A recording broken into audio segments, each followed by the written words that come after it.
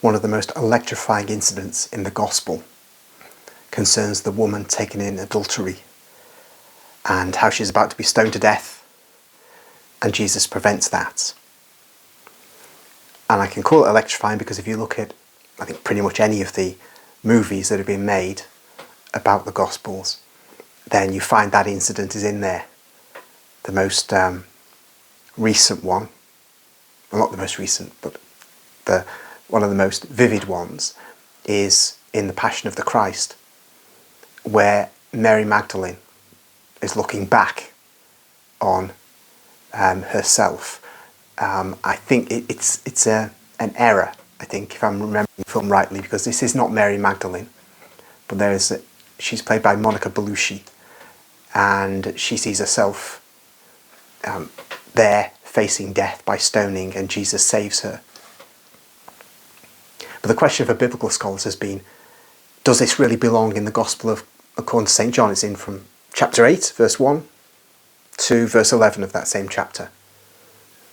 Some say it shouldn't be there, or shouldn't be in that position, or should be in Luke's Gospel, or was a freestanding story which was incorporated in to the Gospel. And of course the question is, does it belong really as an actual event in Jesus' ministry, or is it made up later?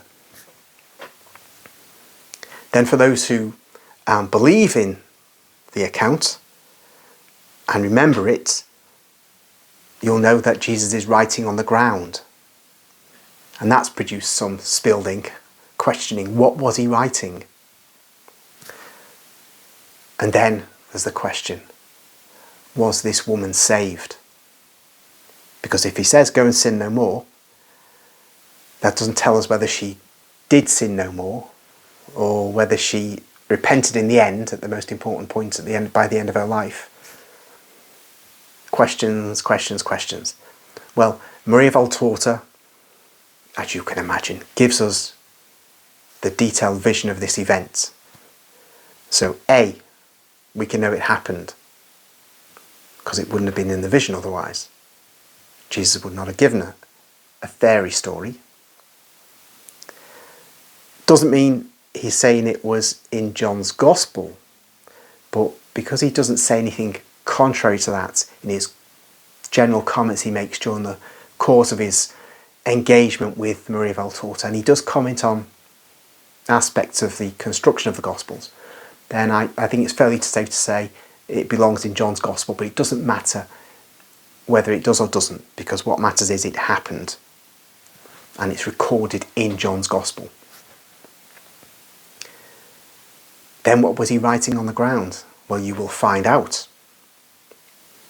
And was she saved? Well, you'll kind of find out.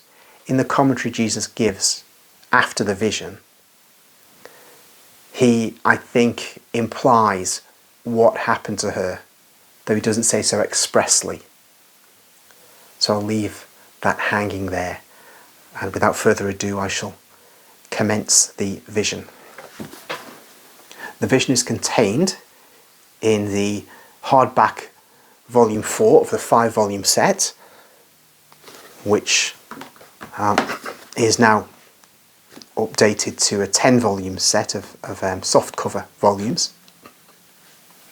But in this one, it's chapter 492, and it's in the 4th volume, and it's titled The Pharisees and the Adulterous Woman. And it was given to Maria Valtorta on the 20th of March 1944.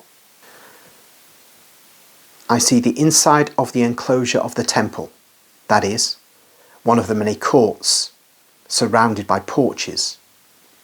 And I see also Jesus, who, well enveloped in his mantle that covers his tunic, the latter is dark red and not white, and seems to be made of a heavy woolen cloth, is speaking to a crowd of people standing around him.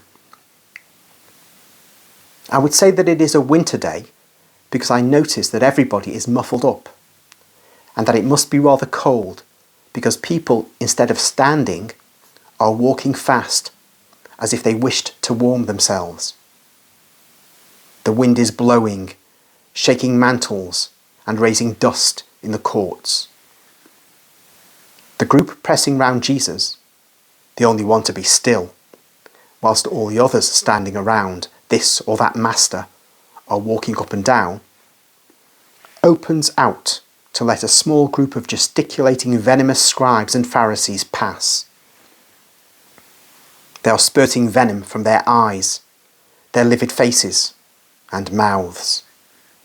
What vipers they are! Rather than lead, they are dragging a woman about 30 years old. Her hair is ruffled and her dress untidy, and she is weeping as if she'd been ill-treated. They throw her at Jesus' feet as if she were a bundle of rags or a dead body. And she remains there, crouched, with her face resting on her arms, which hide it and are like a cushion between it and the ground.